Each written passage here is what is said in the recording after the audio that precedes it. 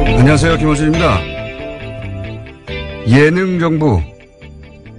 청와대가 예능 프로인 알쓸 신잡을 패러디한 청쓸 신잡으로 홍보 방송을 만들어 황교안 씨가 진행하는 정권 홍보를 이런 식으로 하는 현 정부를 조선일보가 비꼬며 쓴 기사 제목입니다. 예능을 패러디하고 방송인이 출연해 청와대가 직접 홍보하는 방식이 과하다. 이렇게 느낄 자유 있죠. 그래서 예능 정부라고 한마디 하는 거 자체는 얼마든지 그럴 수 있습니다. 그런데 같은 기자가 1년 전 작성한 박근혜 대통령 한중 정상회담 관련 기사를 보면 이런 내용이 있습니다. 박 대통령이 작년까지는 붉은색, 노란색 계통을 입다가 올해 한중회담에서 처음으로 남색 정장을 입었는데 정상회담에 임하는 남다른 각오가 담긴 게 아니냐. 북핵 관련 연설을 했을 때도 남색 자켓에 바지 정장을 입었는데 전투복 드레스 코드라고 한다. 정상관 대화나 연설, 기자회견도 아니고 옷 색깔로 대통령의 각오가 얼마나 비장한지를 말하는 대목에서 빵 터졌습니다. 황교안 씨가 청와대 제작의 예능 패러디에서 정권 홍보를 하는 걸 예능 정부라고 할 거면 언론인이 자사 매체 지면을 통해서 이렇게 직접 대통령 홍보를 해주는 건 예능 언론이라고 해야죠. 요즘 조선을 벌리는 게 무척 즐겁습니다. 김어준 생각이었습니다.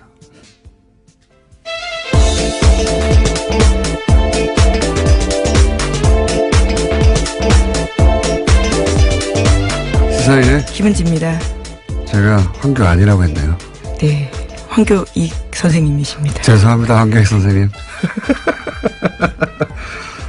다 말하고 보니까 생각이 났어요. 네. 나중에 오프닝을 새로 하겠습니다. 그 박근혜 대통령 패션 얘기 이런 거 정말 언론들이 많이 써줬거든요. 예. 만다린 컬러라고 하나요? 예. 그 예, 그렇죠. 예. 차이나 컬러. 색깔만 바뀌는 바지 정장. 예. 근데 알고 보니까 최순실 씨가 자신의 취향으로 같은 의상실에서 같은 패턴으로 만들어 그런 거였어요. 예. 이걸 패션 얘기라고 얼마나 마사지를 해줬는지. 그런데 그랬던 조선일보가 지금 현 정부를 매일매일 비판하려고 하잖아요. 근데 정부가 아무리 못해도 매일매일 비판하기 쉽지 않거든요. 매일매일. 그래서 어떨 때는 폭소가 터집니다. 너무 애를 쓰니까. 참 힘들겠다 싶어가지고. 그 중에 나온 게, 창의적인 예능 정부라는, 예, 비판이었어요. 황교안 선생님 죄송합니다. 갑자기 황교안 전 총리가 뜬금해버렸네요. 예. 제가 잘못했습니다. 첫 번째 뉴스는 뭡니까? 네, 어제 오후 3시 50분쯤 충북 제천시에 있는 복합 스포츠센터에서 불이 났습니다. 500명 가까운 소방 인력과 헬기를 포함해서 40여 대의 장비가 투입됐지만요. 불길은 6시간 지나서 밤 10시가 넘어서 잡혔습니다. 4차례에 걸친 수색 끝에 모두 29명이 숨지고요. 또 다른 29명이 다쳐서 병원에서 치료받고 있는 것으로 집계됐습니다. 사망자 대부분은 2층 여성 사우나에서 발견됐는데요. 훼손된 신체 일부가 추후가 발견되는 등 사망자가 더 늘어날 가능성도 있다라고 합니다. 사망자가 너무 많네요. 예. 뭐 사고 원인은 소방 당국이 앞으로 정확하게 밝히겠지만은 장비 오동작 이야기도 나오더라고요. 예. 네, 그런 보도 나왔습니다.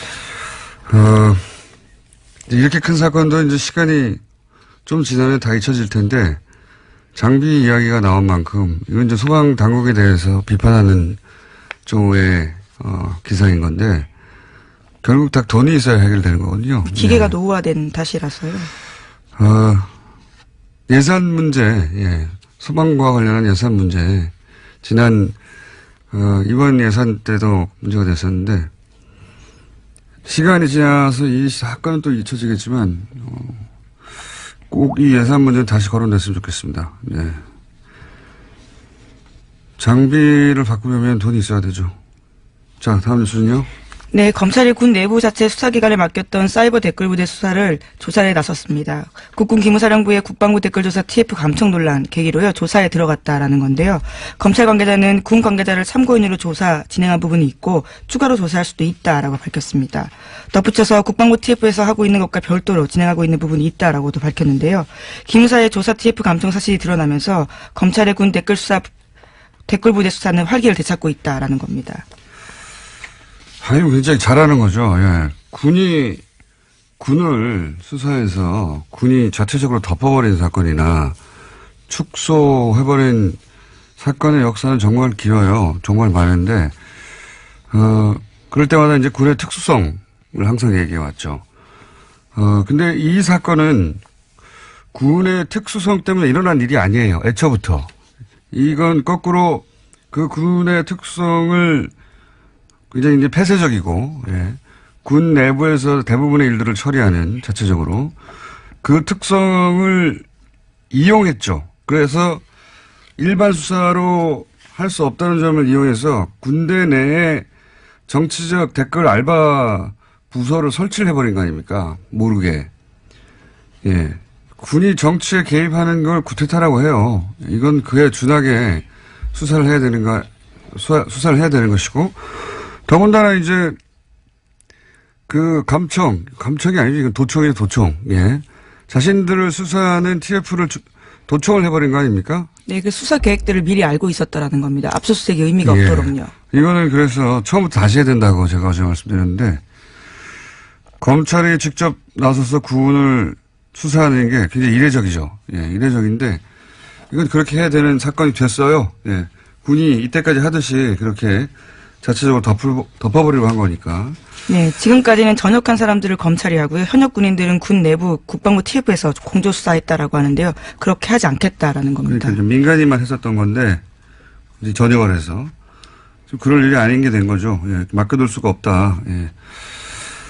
혹 때려다가 혹 크게 붙였다고 생각이 듭니다. 이건 뭐, 당연히 이렇게 해야 되는 거라고 봅니다. 다음 뉴스는요. 네, 뉴스공장 청취자라면 플란다스에게에 대해서는 다들 아실 겁니다. 다스 주식 모금 운동인데요. 이 플란다스에게가 어제 150억 모금을 돌파했다라고 합니다. 모금에 참여한 인원은 3만 6천여 명인데요.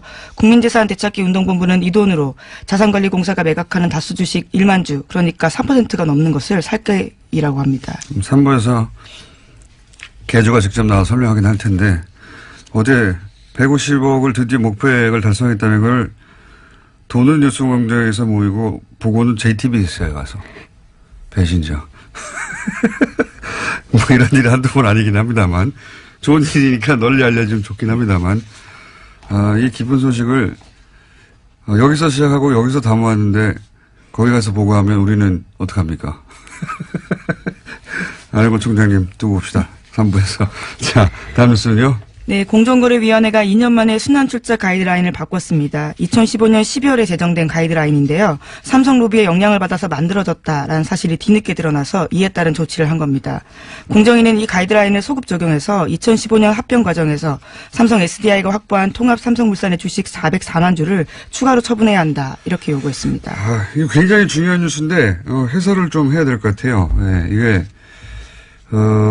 주시한 뉴스입니다. 이게 이제 이런 뉴스는 경제면에 있고 복잡해가지고 의미 전달이 잘 안 되는데 매우 중요한 결정입니다. 이게 순환 출자 얘기는 많이 나왔잖아요. 그러니까 재벌 총수가 뭐 자신의 주식은 별로 없는데 지주회사 격인 하나 회사의 주식만 가지고 나머지를 순환 출자해가지고 네, 전체를 지배하는 구조를 그렇죠. 만드는 뭐 예를 들어서 거죠. 삼성물산이 삼성전자를 지배하고 삼성전자가 삼성 SDI를 지배하고 뭐 이런 식으로. 그래서 순환 고리를 만드는 여기에 대해서 이제 우리가 규정이 있어요. 이런 순환 출자를 못하게 하는 규정이 있는데 이게 뭐하고 관련돼 있냐면 최순실 게이트와 관련이 있습니다. 최순실 게이트 당시 우리가 다 알듯이 이제 삼성물산과 그리고 제일모직이 합병을 했잖아요.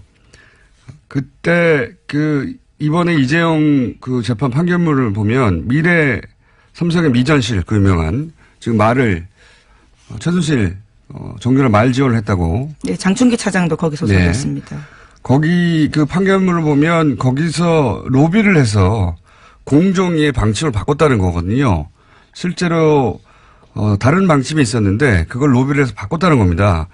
바꾼 내용이 뭐냐면 이렇게 이제 순환 출차를 하는 가운데 삼성물산과 제일모직이 합병을 했잖아요. 훨씬 큰 회사가 됐지 않습니까?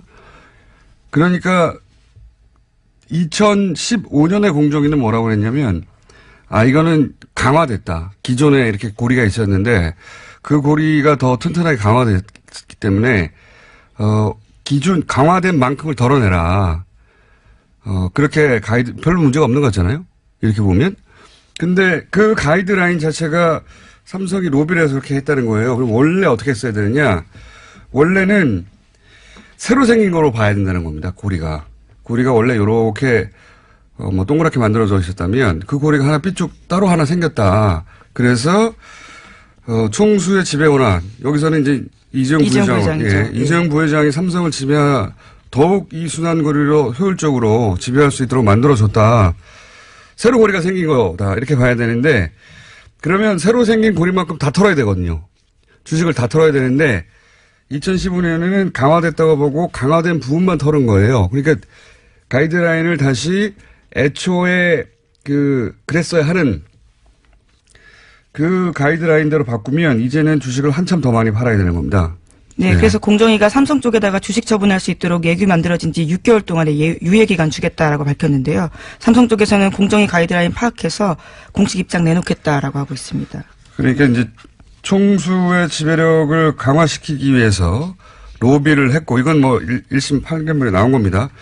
그래서 실제로 공정위 방침이 바뀌었는데 이것을 2년 후에 다시 그 새로 고리가 만들어지는 거니까 그 주식을 다 털어라. 이렇게 해서 총수의 지배력을 약화시키는 걸로 다시 원상복구. 애초에 그랬어야 하는 방향대로 굉장히 중요한 결정입니다. 이거는 굉장히 중요한 결정이고 공정위가 잘한 일이죠. 해설이 그렇게 많지 않아서 좀 길게 설명을 했습니다. 자, 다음 뉴스는요. 네, 황교안 전 국무총리가 2018년 자랑스러운 성균관인에 선정됐다라고 하는데요. 이에 대해서 반대하는 서명운동 참여자가 3,500명을 넘었습니다. 오늘 아침 경향신문에는 반대 광고까지 실렸는데요. 이들은 수천 명의 동문이 황교안 동문에게 제기하는 의혹과 자중하라는 요청에도 황 동문은 SNS를 통해서 오히려 거짓 뉴스라고 매도하고 있다면서 이러한 태도에 선정에 반대하는 동문들이 더 많이 참여하게 됐다라고 비판하고 있습니다. 여기서 황교안 씨가 나오는데 제가 오프닝 잘못해서 굉장히 재밌는 뉴스입니다. 이게 대학 동문회가 학교가 제정한 상을 반대한다고 신문 광고를 냈다. 이건 처음 보는 일이에요. 근데 황교안 전 총리가 자랑스럽다고 생각하는 성대 동문들도 있을 수 있잖아요. 네. 그래서 제가 제안을 하나 할까 합니다. 뭐냐면 찬성 반대 서로 연대 서명 대결을 벌이는 거예요. 그래서 연대 서명 숫자가 더 많은 쪽에서 새로 성균 인사를 선정하는 것으로, 예. 반대 연대 서명 하시는 분들이 먼저 시작해서 광고까지 냈으니까 이 공개 배틀을 하는 거죠. 찬성하는 분들도 연대 서명을 해라. 만약 하지 않으면 찬성은 없는 걸로 알고 동문들이 우리가 자체적으로 성균 인상을 선정해서 신문에 발표하겠다. 이런 배틀 어떻습니까? 성대 동문 여러분. 예. 기왕, 아니, 신문 광고까지 냈다고 하니까 제가 굉장히 재밌을 것 같은데. 적극적으로 한번 해보시죠. 자, 다음 뉴스는요. 네, 국민의당이 어제 당무위원회를 열어서요. 통합반대와 통합참반과 대표직 재신임을 묻는 전당원 투표를 실시하기로 의결했습니다. 안철수 대표가 이 자리에 참석했는데요. 여기에서 전당원 투표에서 재신임 받으면 바른정당과의 통합 절차를 새해 초부터 시작하겠다라고 밝혔습니다. 통합 시간표도 나왔는데요. 27일에서 30일 사이에 전당원 투표를 실시하고요. 31일에 결과를 공표하겠다라는 겁니다. 그렇군요. 예, 이 뉴스도 상당히 주시한 뉴스입니다. 간만에 해설을 좀 본격적으로 해보자면 당무위는 당연히 통과돼요. 왜냐하면 안철수 대표 쪽 사람들이 과반이 넘으니까 한 70여 분 되는데 과반이 넘으니까 통과될 거니까 하자고 했죠. 당연히. 그건 통과될 건데 제가 어제 이제 그 프레임이라는 건 단어 선택부터 시작되는 거라고 정면 승부라는 것도 하나의 프레임이고 단어 선택도 사실은 보수 진영이 혹은 보수 매체가 이 프레임으로 안철수 대표를 보호한다고 이렇게 볼 수 있어요. 왜냐하면 극명한 비교가 사실은 안철수 대표가 민주당에 있던 시절 거의 비슷하게 문재인 당시 대표가 이 재신임 걸고 투표하자고 했었거든요. 그때 보수 언론의 보도를 찾아보시면 제목이 문재인 정면 승부 아니에요. 문재인 파국, 문재인 극렬 반대, 문재인 투표 강행, 문재인 모두 등 돌려, 억지, 고집, 이런 제목을 보도하거든요. 그러니까 만약에 안철수 대표가 아니었으면 대표가 혼자 기자회견하고 자신의 당 의총회에는 안 나갔잖아요. 예. 그러면 아마 비겁, 도망 이런 걸로 집중포화했을 거예요. 그런 표현이 없죠. 예. 승부수라는 표현도 마찬가지인 것이 이건 승부수가 아니라 전당원 투표. 묘수라고 할 수 있을지 모르겠습니다만 상대 쪽에서 꼼수라고 해도 할 말이 없는 거거든요. 왜냐하면 합당은 전당대회로 하거든요. 그 전당대회 때 한번 투표하면 돼요. 네, 현재 반대파 의원들이 당무의 의결 정당성 문제 삼으면서 투표 거부 운동 선언했습니다.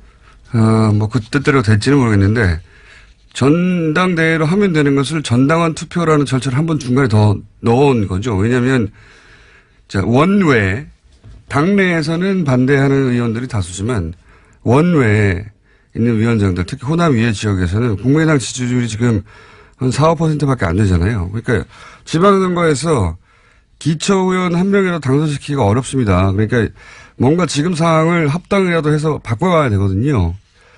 그런 전당원 투표를 하면 합당 우세 의견이 나올 수가 있어요. 그러니까 하자고 하는 거고. 그래서 중간에 이런 절차를 하나 끼워넣어서 당원들이 합당하라고 하니까 전당대회도 합당하는 게 마땅하다. 이런 여론의 힘을 얻고 싶은 것이고 보수 매체도 이제 두고 보세요. 그런 뉘앙스로 보도를 할 겁니다. 왜냐하면 지금 보수는 보수 재편 없이 정권 창출이 어렵다. 이 공감대가 있어요. 사실이고 그것이. 근데 이제 안철수 대표는 그 재편 과정에서 본인이 적자가 될 수 있다고 생각을 하는 거죠. 이거는 이제 이 열차는 안철수 대표가 혼자서 만들고 혼자서 출발시키고 혼자서 안정할 수가 없는 거예요. 당연히 보수 재편을 하려면 보수 진영에서 손을 잡아줘야 되는 것이고, 예. 작년 초부터 제가 줄기차게 얘기해왔던 것이 이제 안철수 대표가 새누리당과 어떤 방식으로든 연대하게 될 것이라고 얘기했었는데, 여튼 이 열차의 승차를 보수 진영에서는 혹은 보수 매체에서는 지지할 것이다. 안철수 대표는 그걸 알고 있으니까 이렇게 가는 것이고. 사실 통합도 아니죠. 예. 이거는 당내 의원들 절반 이상이 반대하는데 통합이라는 단어를 쓸 수가 없죠. 이건 합당인데, 이렇게 합당하는 경우는 우리 정치사에 없었어요. 과거 3당 합당. 이것도 당내 의원들은 대부분 찬성을 했죠. 예. 거기 반대하던 노무현 전 대통령이 유명한 이 있습니다. 이런 사진도 있지 않습니까? 결국 이제 소수가 반대하고 탈당했지만 대부분 찬성해서 3당 합당이 된 거거든요. 근데 이건 대부분 반대하잖아요. 단어 선택부터 프레임이 우호적인 거죠. 예. 남은 변수는 이제 합당 반대파의 실력. 합당 반대파 의원들도 만만치는 않으니까. 이 반대파에 대해서는 안철수 대표가 기자회견에서 얘기를 했죠. 구태 정치, 기득권 정치. 예. 김대중 정신 이야기하면서. 당연히 호남 의원들 얘기하는 건데. 기자회견에서 가장 중요한 문구는 사실 이거죠. 예. 왜냐하면 이 문구는 이 보수 진영, 보수 유권자들이 정서적으로 받아들일 수 없는 분들이 있거든요. 몇몇 호남 의원들 중에 박지원 전 대표 같은. 그 보수에게 받아들라는 구애죠. 이 문구는. 예. 자신을 대통령 후보로 만들어준 호남 의원들을 보수의 재단에 재물로 바치는 겁니다. 예. 본질은 그거라고 보는데 이 사건은 아주 우리 정치 지형 전체에 영향을 줄 사안이라 좀 길게 해설을 해봤고요. 자, 다음 순 뭡니까? 한두 개 정도 할 수 있을 것 같습니다. 네, 자유한국당 지도부가 내용을 겪고 있습니다. 홍준표 대표가 인적 청산에 반발하는 류여의 최고위원을 주막집 주모로 빗대자 류 최고위원은 낯을 드셨냐라고 들이박았는데요. 류 최고위원은 페이스북에다가 이렇게 썼습니다. 여성 비하에 남성 우월주의에 빠진 홍마초, 지금도 돼지 발정제 갖고 다니시는 건 아니죠? 라고 비난을 했는데요. 당원들이 뽑은 2등 최고위원인 저에게 여자라는 이유로 주모라고 하다니 낯을 드셨냐라고 됐습니다. 네. 두 사람 간에, 네. 스타일이 굉장히 비슷한데, 예, 서로 각을 세우다 보니까 대단한 말들을 오가고 있네요. 네. 네, 또 오늘도요, 또 대법원에서 홍준표 대표에 대한 대법원 선고가 있을 예정입니다. 알겠습니다. 그 선거 역시 다음 정계 개편에, 보수 정계 개편에 지대한 영향을 미칠 변수가 되는 거죠. 지금 안철수 대표의 합당, 저는 합당이라고 부르는 게 맞다고 보는데, 합당 열차와 이 대법원 판결 둘 다 지대한 영향을 미칩니다. 네, 1심은 유죄였고요. 2심이 무죄였기 때문에 3심이 지금 어떻게 될지. 알겠습니다. 오늘은 여기까지 하겠습니다. 시사인의 김은지였습니다. 감사합니다. 자, 오늘은 이번 주 내내 중국 관련 인터뷰를 하고 있는데 미니를 하나 더 준비했습니다. 중국의 사드 보복, 이건 명백한 거였죠. 그리고 이제 그게 작년 7월이었고요. 올해 12월에 문재인 대통령 국빈 방문이 있었습니다. 이 방문을 두고 뭐 여러 가지 경제 지표, 뭐 거대 담론으로 얘기할 수 있는데 그게 아니라 현장에서 매일 사업을 하고 있던 분들 이야기를 저희가 한번 짧게나마 들어볼까 합니다. 피부에 와 닿는 이야기. 중국에서 사업하고 계신 김민옥 대표 연결해 보겠습니다. 안녕하십니까? 네, 안녕하십니까? 네. 먼저 중국에서 어떤 사업 하시는지 간단히 소개해 주십시오. 네, 저는 중국 14년째고요. 예. 현재 지금 저희 한국 천안 GPS 코리아에서 개발한 친환경 아동 왕구를 수입해서 중국 총판을 하고 있습니다. 그렇군요. 사업은 잘 되십니까? 네, 감사합니다. 잘 되고 있습니다. 자, 그러면 이제 뭐, 언론에서 여러 가지 말들이 있지만, 직접 사업하시는 분들이 현장에서 느끼는 감은 또 완전히 다를 것 같아서, 이제 작년 7월부터 사드 보복이 있다, 여러 가지 보도가 있었는데, 이게 이제 업종마다 다르고 지역마다 다르긴 합니다만, 직접 겪으신 바는 있으십니까? 이 사드 보복 관련해서?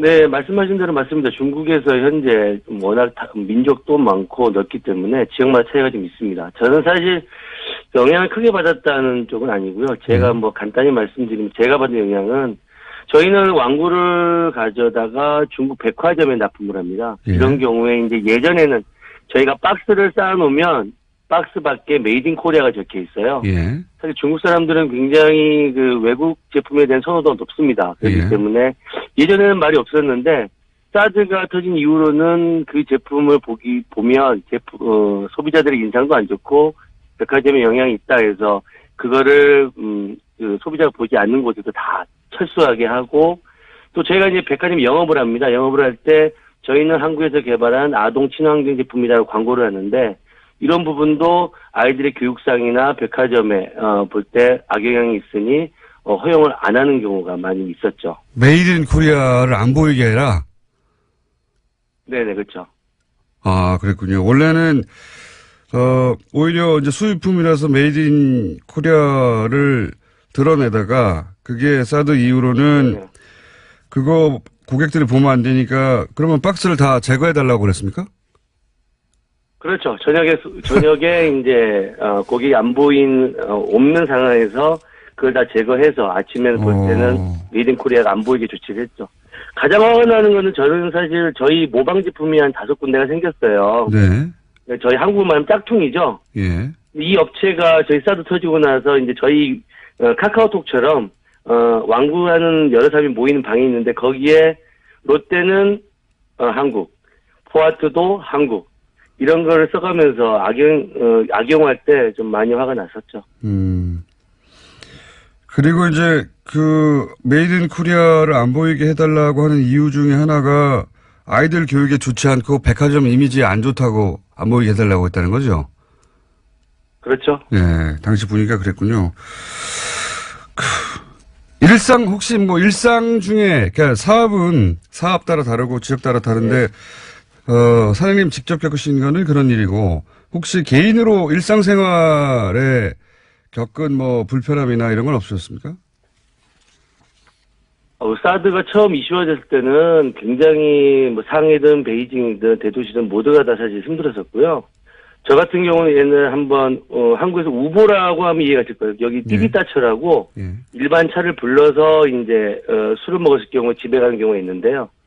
제가 그거를 이제 사드 터지는 이슈화돼서 탔는데 저희 집이 굉장히 멀어요. 한 40km 되는데, 한 20km 정도 갔는데, 갑자기 전화가 왔어요, 한국에서. 그래서 제가, 한국말을 하니까 그 기사가, 공손하게, 정말 미안한데, 지금 현재 나는 한국 사람을 태울 수 있는 마음의 준비가 안 돼 있으니, 내가 돈 안 받을 테니까 여기서 내려달라. 굉장히 정중하게 얘기하더라고요. 그 정중하게 얘기하는 상황에서 저는 내렸습니다. 참. 그 큰 도시에서 불편했다는 건 뭐 어떤 의미입니까? 예를 들어서 뭐 큰 도시에서 물건을 사거나 식당에 가거나 이런 일상을 하는 게 불편하셨나요? 그럼요. 사드 처음에 터졌을 때는 큰 식당에 베이징 제가 베이징 출장을 좀 와 있는데 예전에 베이징을 왔었거든요. 친구가 중국 친구가 대형 식당 가기 좀 힘들겠다 이렇게 얘기를 하더라고. 왜 그러냐 그랬더니 좀 위험하다. 그래요. 혹시 가더라도 그러면 중국말로 얘기를 했으면 좋겠다 이렇게 얘기를 하더라고요. 예전에 이제 심각했었죠. 그렇군요. 현지에서 느끼는 분위기는 완전히 우리가 느끼는 거하고 다른군요. 아이들 교육에 좋지 그럼요. 않다고 했다는 정도면은 백화점이 이미지가 나쁘다고. 그렇군요. 물론 이제 거기까지는 알겠습니다. 분위기를. 그러면 이제 대통령이 방중을 했습니다. 뭐 며칠 안 됐기 때문에 뭐 그 사이에 무슨 대단한 변화가 있겠나 싶긴 한데 혹시 일상 중에 피부로 체감하는 변화가 있으십니까? 사실 한국 뉴스를 자주 보는데요. 한국 뉴스에서는 이제 사실 여행 유커 때문에 영향이 크다고 생각을 하시는데 사실 여기 분위기는 한 10월 달 정도부터는 사실 사드가 어느 정도 일반 서민들한테는 이슈화가 이제 안 되고 있습니다. 올해 10월부터는. 예전에는 중국 친구들 소위 봉합 국면이라고 했던 그 시점이군요. 네네, 거의 지금은 이슈화가 오히려 한국은 굉장히 더 커지는 분위기인데 저희는 이쪽에서는 좀 더 잠잠해진 분위기입니다. 그렇군요. 그러니까 사드에 대한 이야기를 이제 대중적으로든 중국 언론에서도 점점 안 하고 있다. 그렇군요. 혹시 그러면. 그렇죠. 예. 그럼 이제 그 박스, 메이드 인 코리아 안 떼고 백화점에 제품 반입이 가능해졌습니까? 그럼요. 그건 꽤 됐습니다. 한 그렇군요. 7, 8월 달부터는 큰 문제 없이 영업을 하고 있습니다. 알겠습니다. 저희가 앞으로 계속해서 몇 차례 더 피부로 느끼는 변화가 뭔지 한번 짚어보려고 하는데 오늘은 중국 상해에서 지금 사업을 하시는 거죠? 네, 맞습니다. 네, 중국 상해에서 완구 사업을 하고 계시는 김인옥 대표 만나봤습니다. 감사합니다. 네, 감사합니다. 어쩌다가 저희 뉴스공장에 단골이 되신 분입니다. 김현건 의원 오늘도 나오셨습니다. 네, 안녕하십니까? 예, 안녕하십니까? 네, 나오셨다 하면 정말 새로운 걸 들고 나오시는 분이죠. 네, 듣도 보도 못한. 자, 지난 시간에는 지난주는 아니지만 지지난주에 아니군요, 3주 전이군요. 이 구제역 사실상 방치한 게 아닌가 싶을 정도로 이명박 정부 시절에 엄청난 소대지가 묻혔고 여기에 무려 3조 원이 투입됐는데 이 3조 원이라는 액수는 그 이전 정권 다 합친 것. 대한민국 출범 이래 다 합친 것보다 훨씬 더 많다. 몇 배가 더 많다. 한 정부에서. 그러니까 그때 나와서 드렸던 말씀이 우리가 이제 구제역 AI가 관련해서 워낙 이제 피해를 많이 보고 있으니까 이게 늘상 벌어지는 일이 아니었는가 이런 생각을 하고 살았는데 이거를 통계적으로 딱 놓고 보니까 그렇지 않다. 전혀 그렇지 않고 이건 완전히 이명박 박근혜 정부에서 집중적으로 터진 일이었지 그 이전에는 이런 일이 없었다라는 거죠. 그래서 이제 방역 실력이 갑자기 김대중 노무현 때 비해서 갑자기 줄어들었는가. 그렇죠. 라고 생각하거나 혹은 그 기간에 뭔가 있는 거 아닌가. 뭔가 다른 의도가 있었던 것 아닌가. 라고 의심해 볼 만할 정도로 규모가 너무너무 크다. 그 이전에 예를 들어서 바로 직전 정부인 노무현 정부에 비해서 이명박 정부 때 투입된 액수를 비교해 보면 몇십 배라고 하셨죠? 그때 이제 4개 정부에서 들어갔던 돈의 총액의 70%를 이명박 정부에서 썼고, 나머지 18%를 박근혜 정부에서 썼고, 그러니까 88%를 두 정부에서 쓴 거죠. 그리고 그 노무현 정부에서는 전체 금액의 3%밖에 방역비로 쓰지 않았다는 거. 그러니까요. 이게 예. 방역 기술이라는 건 점점 축적되고 좋아져야 되는데 그렇죠. 예. 병은 똑같고 예. 예. 병이 발전하는 건 아니잖아요. 예. 근데 병도 발전을 하죠.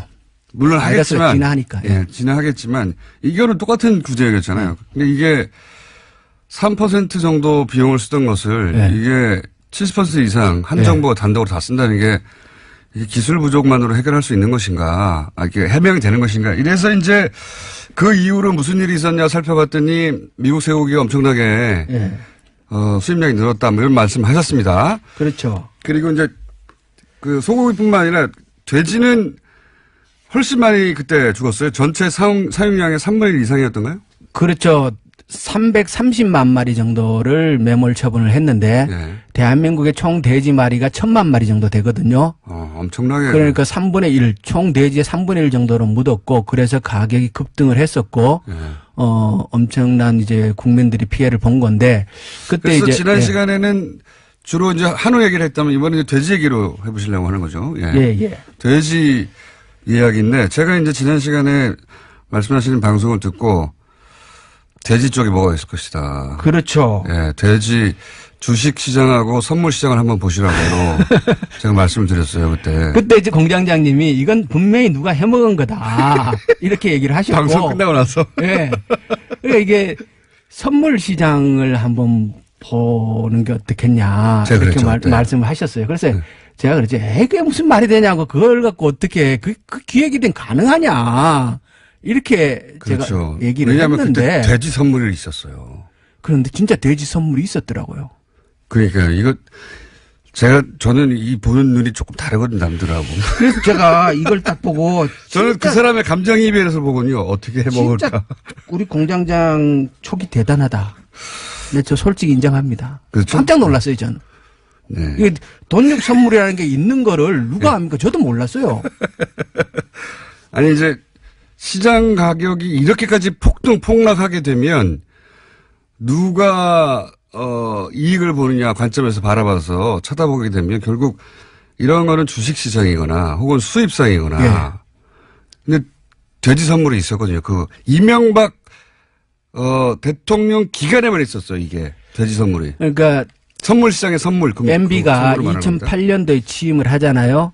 취임하고 나서 정확하게 4개월 뒤인 2008년 7월 달에 돈육 선물 시장을 선물을 상장을 시킵니다. 거래소에. 네.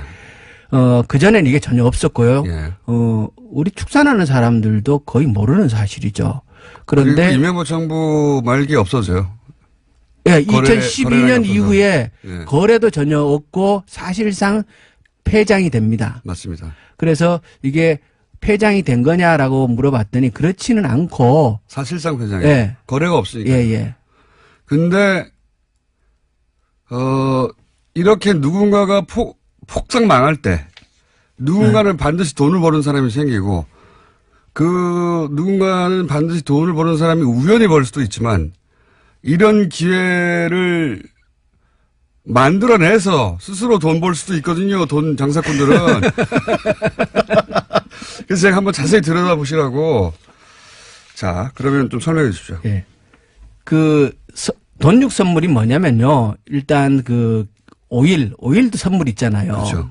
뭐 6개월치, 1년치 이런 식으로 선물이 있는데, 마찬가지예요. 돈육도, 돼지를 키우는 사람이 매번 팔 때마다 이걸 어떻게 팔아야 되느냐를 고민할 수가 없잖아요. 예. 그러니까 내가, 6개월 뒤에 생산될 거를 먼저 시장에 내놓고 파는 거죠. 네, 미리 파는 겁니다. 미리 파는 거예요. 예, 그래서 선물이죠. 예. 예. 그리고 육가공업체도 가공업체는 계속 가공을 해야 되지 않습니까? 예. 그런데 내일 가공할 거를 오늘 가서 맨날 사가지고 가공할 수는 없잖아요. 예. 그러니까 3개월 뒤, 6개월 뒤에 내가 가공할 원료를 미리 사놓는 거죠. 예. 그래서 서로의 필요에 의해서 이 시장이 형성되는 거고 이렇게 하면 서로 간에 안정적인 공급이 확보되는 거니까. 원래 목적은 그거죠. 예. 예. 가격의 급등락에 대비해서 위험의 회피 수단이 되는 거죠.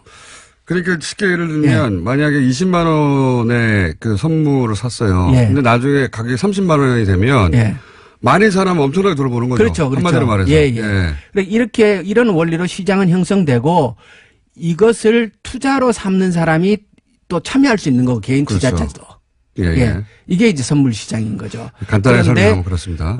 처음 만들어지는 시장이니까 예. 이 시장에 일단 장이 형성돼야 될 거 아니에요? 예. 그래서 초반에는 기관 투자가가 들어가서 시장 형성 역할을 합니다. 네. 그것을 누가 했냐 그러면 농협 선물이 했어요. 농협이 여기서 다시 등장합니다. 예. 그러니까 두 가지로 생각할 수 있어요. 하나는 돈육이니까 당연히 농협 선물이 들어가서 그 기관 투자가 역할을 하는 것이 맞죠.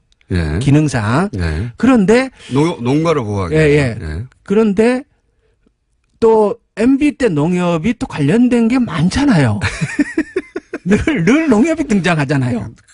이제 김영걸 의원님 보시기에는 항상 농협을 중심으로 보시니까, 예. MB 때 농협이 다시 여기 등장했네. 제가 예, 하신 거죠. 예. 그래서 그때 그 이전까지 농협이 계속 있었지만 돈육 선물이라는 시장을 쳐다보지도 않았고 그거에 관여한 일도 한 번도 없었는데 예. 딱 MB가 들어오고 나서 이 일을 했고 MB 끝나면서 안 했어요. 네. 자, 그러면 이제 거기까지는 알겠고 구제역을 전후로 해서 예. 이 선물 시장의 그 돈육 선물 예. 이 어떤 변화가 있었는지 한번 설명해 주시죠. 당연히 구제역 터지고 나서 가격이 급등하죠. 아니 전체 대지의 3분의 1이 몰살당했으니까요. 예. 산채로. 예. 당연히 가격이 급등할 거 아닙니까? 당연히 급등할 수밖에 없지 않습니까? 그렇죠. 예. 예. 급등을 했고 그리고 이제 이 시장 자체가 거래 형성이 완전히 제대로 돼가지고 판이 커진 것 같지는 않아요. 네. 농협이 들어가서 무지 노력을 했는데 시장 형성을 원하는 만큼 제대로 시키지는 못한 것 같지만 생각만큼 커지지는 않았지만 그렇지만 가격의 급등 현상은 분명히 있었고 예. 이 과정에서 이익을 실현하고자 했다면 충분히 이익 실현은 가능했을 것이다라고 보는 거죠. 그리고 실제 이익 실현한 사람도 있죠. 있죠. 우리가 누군지 모릅니다. 예, 그건 몰라요. 근데 네. 분명히 선물 시장이라는 거는 이익을 목적으로 그것도 투기적인 이익을 상대적으로 목적으로 하는 사람들이 들어가잖아요. 원래 그러니까 선물이 도박에 가깝죠. 예, 도박에 가깝잖아요. 6개월 후를 누가 합니까? 예. 1년 후를. 그렇기 때문에 누군가는 이득을 받는 것이 분명하고요. 예. 그런데 또 재밌는 거는 이게 구제역 그렇게 터지고 나서 한번 급등을 하고 나서 거래가 쫙 되고 시장이 팍 가라앉아요. 당연히 그렇겠죠. 그리고 나서는 다 쑥 빠져나가고 아무도 안 해요. 그래서 더 이상 아무도 선물을 안 합니다. 그림상으로 보면 이게 꼭 떴다방 같아요. 그리고 금전적인 면에서 네. 최대 피해자는 농협이 되는 거 아닙니까? 그렇죠. 농협은 계속 그 장을 떠받쳐야 하는 역할을 담당하고 있었기 때문에 그렇죠. 사고 팔고 하는 역할을 하면서 금전적인 손해는 농협이 봤죠. 그렇게 큰 돈을 손해를 본 건 거잖아요. 아닌데. 그러니까 왜냐하면 농협, 그러니까 이 돈육 선물이라는 게 생각만큼 그렇게 시장이 크게 형성되지는 않았었기 때문에. 근데 농협이 들어갔고 최초로 돈육이 선물이 올라갔고 그리고 구지역에 빵 터지고 요약하자면 그 시장 참여자들 중에 일부는 큰 돈을 벌었고 일부는 분명히 돈을 벌었겠죠. 그리고 그 돈 벌어간 사람들은 사실은 농협이 조성한 시장. 그렇죠. 농협이 되어준 돈으로 벌었다고 봐도 좋을 그런 구조인 겁니다. 구조가. 그러니까 시기적으로도 아주 우연히 일치하고 그리고 그림으로 보면은 우연하겠죠. 그림으로 보면 진짜 이거 완전 떴다방이에요. 기획부동산에 의한 떴다방. 처럼 보이는. 처럼 그 모양새가 딱 형성되고 그리고 나서 그 이후엔 전혀 아무도 거래도 하지 않고 쳐다보지도 않고 있는 거예요. 물론 뭐 이 시장 참여자들은 우리가 구제역이 발생할 줄 어떻게 알았겠냐. 선물을 돈육을 통해서 이제 시장 가격 안정화를 도모했는데 잘 안 됐다. 그래서 어쩔 수 없이 사실상 상장 폐지가 된 것과 마찬가지 상황이 된 것이 뭐 기획이 아니다라고 말하겠지요. 그럴 수도 있습니다. 그럴 수도 있고요. 그럴 수도 있는데 타이밍상 너무 이상하다. 매우 그리고 또 한 가지 제가 그 시점에 주식. 그렇죠. 구제역 관련해서 틀림없이 주식으로 이득을 본 사람들이 존재할 것이고 그 사람들은 이 구제역에 발생하기 이전에 그 주식을 매집했냐 아니냐를 따져보시면 알 수 있을 거라고 제가 이거 들여다보면서 진짜 이 공장장님 생각을 많이 했는데요. 이 동물적인 감각이 있는 것 같아요. 그러니까 이명박 대통령을 오래 연구하다 보면은 이 구제역 관련주라는 말이 만들어진 게 이때예요. 네. 예, 그때 이제 구제역 그런 얘기가 이제 만들어졌는데 제가 이제 구제역 관련주와 관련된 주식들의 변화를 살펴봤더니 특이한 점이 있어요. 몇 개 종목에서 네. 구제역이 발생하기 이전에 이제 주식의 가격의 등락은 구제역이 발생해갖고 본격적으로 문제가 될 때 막 치고 오릅니다. 그럼 너무 당연합니다. 그건 너무 당연한 거예요. 사건이 발생했으면 예. 이익을 보는 주식들이 예, 올라가죠. 사람들이 관심이 생기고 네, 그럼 맞습니다. 당연히 그 돈을 이득을 얻기 위해서 막 사고 팔고 할 거란 말이에요. 예. 하는데 구제역이 발생하기 한 6개월 전부터 그 몇 개의 종목에서 이상하게 가격 등락은 없는데 거래량이 이미 늘고 있는 종목들이 있었다는 거예요. 제가 말씀드린 게 그겁니다. 이거는 좀 이상해요. 이거는. 구제역이 발생한 이후에 주가의 등락을 보지 마시고 네. 구제역이 발생하기 이전에 네. 그 등락할 주가, 그러니까 올라갈 주가를 사전에 매집한 아이들 죄송합니다. 사전에 매입한 흐름이 있을 것이다. 그걸 찾아보시면 누가 관련이 있는지 알 수가 있더라. 그러니까 주로 이제 구제역 관련주라는 그 회사들이 예. 그 수입육 이렇게 업체들 예. 대형 업체 그 업체나 백신 관련 그렇죠. 업체나 당연히 백신 가격이 올라가고 그리고 구제역이 발생하면 상대적으로 그 소비가 늘어날 닭고기 예. 이런 쪽이 이제 혜택을 받죠. 예, 그렇죠. 특히 그래프나 이렇게 보면은 가장 상대적으로 혜택을 본 쪽은 닭고기 쪽이에요. 네. 예. 돼지고기가 너무 비싸지고 예. 대체고기로 닭고기가 나오고 예. 뭐 이런 그 구제 관련주들이 급상승했어요. 예. 당시에. 예. 그런데 그 중에 몇 개의 종목에서 네. 매집해 사전에 조용하게 계속 거래량이 늘어나 있는 현상이 분명히 신기하죠. 신기해요. 구제역이 알 걸 어떻게 알고. 네. 둘 중에 하나죠. 엄청난 예지력과 운 예. 아니면 이상한 거죠. 예.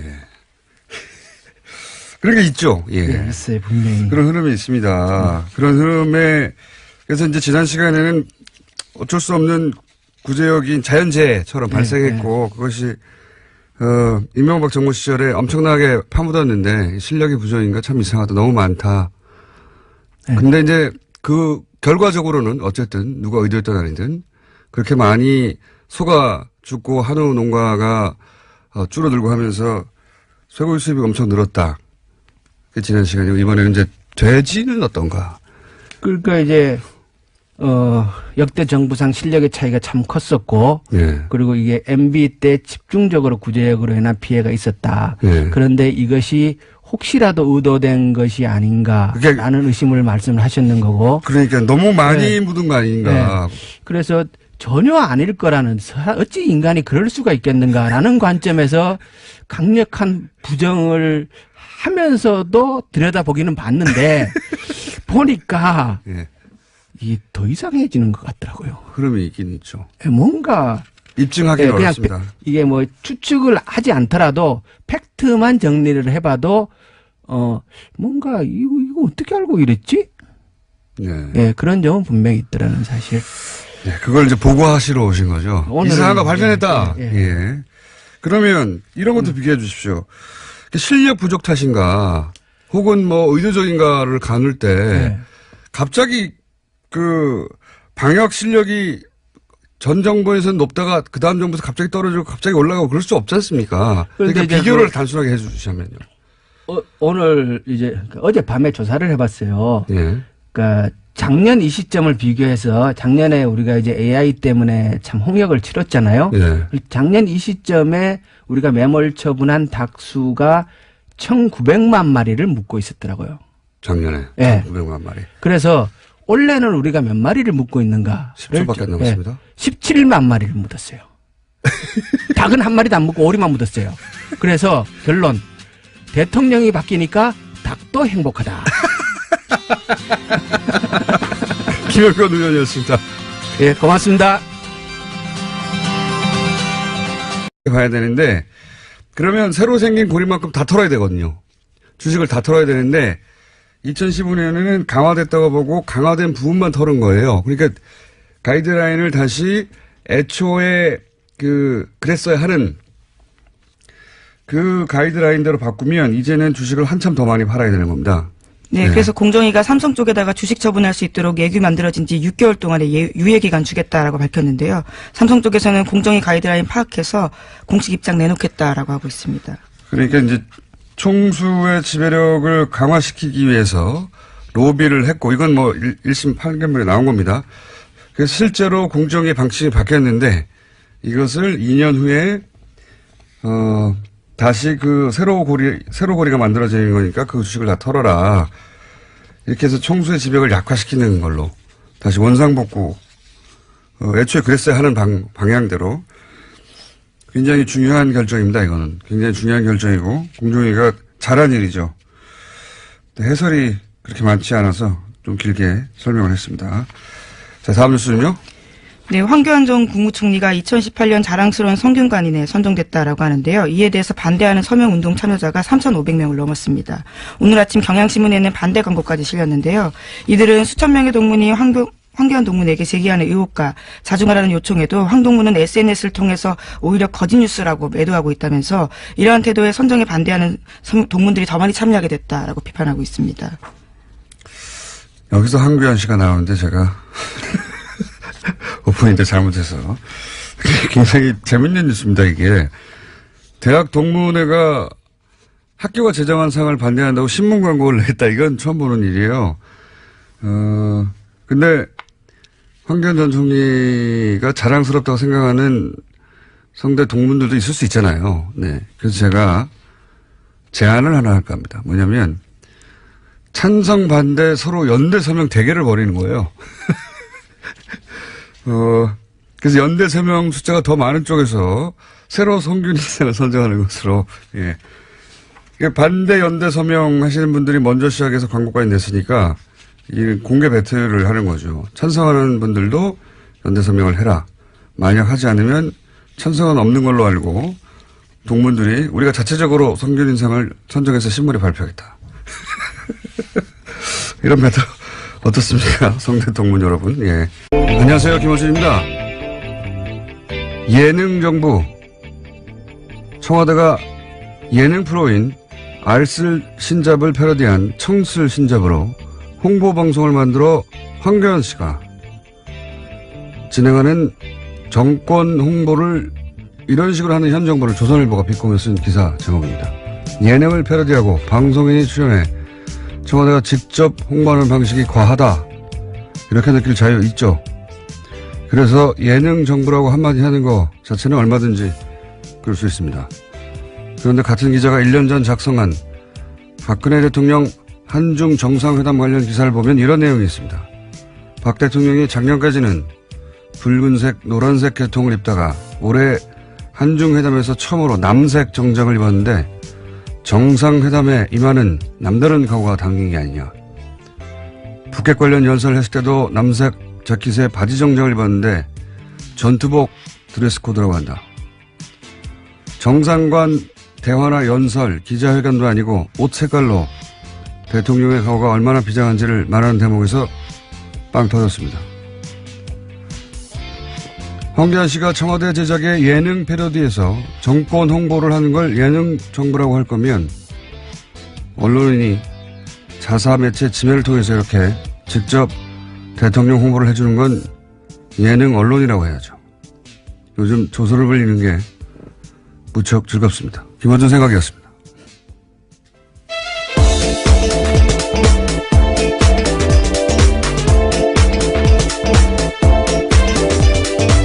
시사인의 김은지입니다.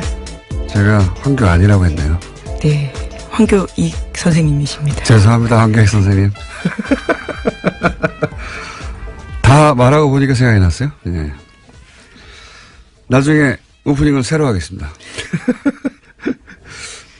박근혜 대통령 패션 얘기 이런 거 정말 언론들이 많이 써줬거든요. 예. 만다린 컬러라고 하나요? 예. 그 예, 그렇죠. 예. 차이나 컬러. 색깔만 바뀌는 바지 정장. 예. 근데 알고 보니까 최순실 씨가 자신의 취향으로 같은 의상실에서 같은 패턴으로 만들어 그런 거였어요. 예. 이걸 패션 얘기라고 얼마나 마사지를 해줬는지. 그런데 그랬던 조선일보가 지금 현 정부를 매일매일 비판하려고 하잖아요. 근데 정부가 아무리 못해도 매일매일 비판하기 쉽지 않거든요. 매일매일. 흔한 일이 아니에요. 애초부터. 이건 거꾸로 그 군의 특성을 굉장히 이제 폐쇄적이고, 예. 군 내부에서 대부분의 일들을 처리하는 자체적으로 그 특성을 이용했죠. 그래서 일반 수사로 할 수 없다는 점을 이용해서 군대 내에 정치적 댓글 알바 부서를 설치를 해버린 거 아닙니까? 모르게. 예. 군이 정치에 개입하는 걸 구태타라고 해요. 이건 그에 준하게 수사를 해야 수사를 해야 되는 것이고, 더군다나 이제 그 감청이 아니죠. 이건 도청이에요, 도청. 예. 자신들을 수사하는 TF를 도청을 해버린 거 아닙니까? 네, 그 수사 계획들을 미리 알고 있었다라는 겁니다. 압수수색이 의미가 예. 없도록요. 이거는 그래서 처음부터 다시 해야 된다고 제가 어제 말씀드렸는데, 검찰이 직접 나서서 군을 수사하는 게 굉장히 이례적이죠. 예, 이례적인데, 이건 그렇게 해야 되는 사건이 됐어요. 예. 군이 이때까지 하듯이 그렇게 자체적으로 덮어버리려고 한 거니까. 네, 지금까지는 전역한 사람들을 검찰이 하고요. 현역 군인들은 군 내부 국방부 TF에서 공조수사했다라고 하는데요. 그렇게 하지 않겠다라는 겁니다. 그러니까 좀 민간인만 했었던 건데, 이제 전역을 해서. 좀 그럴 일이 아닌 게 된 거죠. 예, 맡겨둘 수가 없다. 예. 혹 때려다가 혹 크게 붙였다고 생각이 듭니다. 이건 뭐, 당연히 이렇게 해야 되는 거라고 봅니다. 다음 뉴스는요. 네, 뉴스공장 청취자라면 플란다스 에케에 대해서는 다들 아실 겁니다. 다스 주식 모금 운동인데요. 이 플란다스 에케가 어제 150억 모금을 돌파했다라고 합니다. 모금에 참여한 인원은 3만 6천여 명인데요. 국민재산 되찾기 운동본부는 이 돈으로 자산관리공사가 매각하는 다스 주식 1만 주, 그러니까 3%가 넘는 것을 살 계획이라고 합니다. 3부에서 개주가 직접 나와 설명하긴 할 텐데, 어제 150억을 드디어 목표액을 달성했다는 걸 돈은 뉴스공장에서 모이고 보고는 JTBC에 가서 배신자.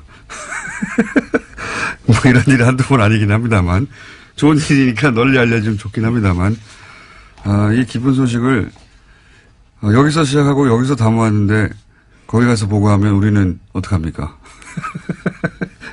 알고 총장님 두고 봅시다. 3부에서. 자, 다음 뉴스는요. 네, 공정거래위원회가 2년 만에 순환출자 가이드라인을 바꿨습니다. 2015년 12월에 제정된 가이드라인인데요. 삼성 로비의 영향을 받아서 만들어졌다라는 사실이 뒤늦게 드러나서 이에 따른 조치를 한 겁니다. 공정위는 이 가이드라인을 소급 적용해서 2015년 합병 과정에서 삼성 SDI가 확보한 통합 삼성물산의 주식 404만 주를 추가로 처분해야 한다, 이렇게 요구했습니다. 이거 굉장히 중요한 뉴스인데 해설을 좀 해야 될 것 같아요. 네, 이게 주시한 뉴스입니다. 이게 이제 이런 뉴스는 경제면에 있고 복잡해가지고 의미 전달이 잘 안 되는데 매우 중요한 결정입니다. 이게 순환 출자 얘기는 많이 나왔잖아요. 그러니까 재벌 총수가 뭐 자신의 주식은 별로 없는데 지주회사 격인 하나 회사의 주식만 가지고 나머지를 순환 출자해가지고 네, 전체를 지배하는 구조를 그렇죠. 만드는 뭐 예를 들어서 거죠. 삼성물산이 삼성전자를 지배하고 삼성전자가 삼성 SDI를 지배하고 뭐 이런 식으로. 그래서 순환 고리를 만드는 여기에 대해서 이제 우리가 규정이 있어요. 이런 순환 출자를 못하게 하는 규정이 있는데 이게 뭐하고 관련돼 있냐면 최순실 게이트하고 관련이 있습니다. 최순실 게이트 당시 우리가 다 알듯이 이제 삼성물산과 그리고 제일모직이 합병을 했잖아요. 그때 이번에 이재용 재판 판결문을 보면 삼성의 미전실 유명한 지금 최순실 정규로 말 지원을 했다고. 네, 장충기 차장도 거기서 네. 소개했습니다. 거기 판결문을 보면 거기서 로비를 해서 공정위의 방침을 바꿨다는 거거든요. 실제로 다른 방침이 있었는데 그걸 로비를 해서 바꿨다는 겁니다. 바꾼 내용이 뭐냐면 이렇게 이제 순환 출차를 하는 가운데 삼성물산과 제일모직이 합병을 했잖아요. 훨씬 큰 회사가 됐지 않습니까? 그러니까 2015년에 공정위는 뭐라고 했냐면 이거는 강화됐다. 기존에 이렇게 고리가 있었는데 그 고리가 더 튼튼하게 강화됐기 때문에 기준 강화된 만큼을 덜어내라. 그렇게 별로 문제가 없는 거잖아요. 이렇게 보면. 근데 그 가이드라인 자체가 삼성이 로비를 해서 그렇게 했다는 거예요. 그럼 원래 어떻게 했어야 되느냐? 원래는 새로 생긴 거로 봐야 된다는 겁니다. 고리가 원래 요렇게 뭐 동그랗게 만들어져 있었다면 그 고리가 하나 삐쭉 따로 하나 생겼다. 그래서 총수의 지배 원한 여기서는 이제 이재용 부회장이 삼성을 지배하 더욱 이 순환 고리로 효율적으로 지배할 수 있도록 만들어줬다. 새로 고리가 생긴 거다. 이렇게. 그래서 어떨 때는 폭소가 터집니다. 너무 애를 쓰니까 참 힘들겠다 싶어가지고 그 중에 나온 게 창의적인 예능 정보라는 비판이었어요. 황교안 선생님 죄송합니다. 갑자기 황교안 전 총리가 등원해버렸네요. 예. 제가 잘못했습니다. 첫 번째 뉴스는 뭡니까? 네, 어제 오후 3시 50분쯤 충북 제천시에 있는 복합 스포츠센터에서 불이 났습니다. 500명 가까운 소방 인력과 헬기를 포함해서 40여 대의 장비가 투입됐지만요. 불길은 6시간 지나서 밤 10시가 넘어서 잡혔습니다. 4차례에 걸친 수색 끝에 모두 29명이 숨지고요. 또 다른 29명이 다쳐서 병원에서 치료받고 있는 것으로 집계됐습니다. 사망자 대부분은 2층 여성 사우나에서 발견됐는데요. 훼손된 신체 일부가 추후가 발견되는 등 사망자가 더 늘어날 가능성도 있다라고 합니다. 사망자가 너무 많네요. 예. 뭐 사고 원인은 소방 당국이 앞으로 정확하게 밝히겠지만은 장비 오동작 이야기도 나오더라고요. 예. 네, 그런 보도 나왔습니다. 이렇게 큰 사건도 이제 시간이 좀 지나면 다 잊혀질 텐데 장비 이야기가 나온 만큼 이건 이제 소방 당국에 대해서 비판하는 쪽의 기사인 건데 결국 다 돈이 있어야 해결되는 거거든요. 기계가 노후화된 탓이라서요. 예산 문제, 소방과 관련한 예산 문제, 지난, 이번 예산 때도 문제가 됐었는데, 시간이 지나서 이 사건은 또 잊혀지겠지만, 꼭 이 예산 문제는 다시 거론됐으면 좋겠습니다. 네. 장비를 바꾸려면 돈이 있어야 되죠. 자, 다음 뉴스는요. 네, 검찰이 군 내부 자체 수사기관에 맡겼던 사이버 댓글부대 수사를 조사에 나섰습니다. 국군 기무사령부의 국방부 댓글조사 TF 감청 논란 계기로요, 조사에 들어갔다라는 건데요. 검찰 관계자는 군 관계자를 참고인으로 조사 진행한 부분이 있고 추가로 조사할 수도 있다라고 밝혔습니다. 덧붙여서 국방부 TF에서 하고 있는 것과 별도로 진행하고 있는 부분이 있다라고도 밝혔는데요. 기무사의 조사 TF 감청 사실이 드러나면서 검찰의 군 댓글부대 수사는 활기를 되찾고 있다라는 겁니다.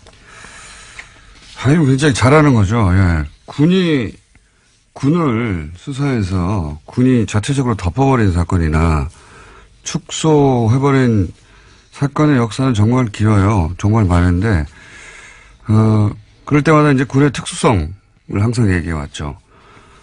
근데 이 사건은 군의 특수성 때문에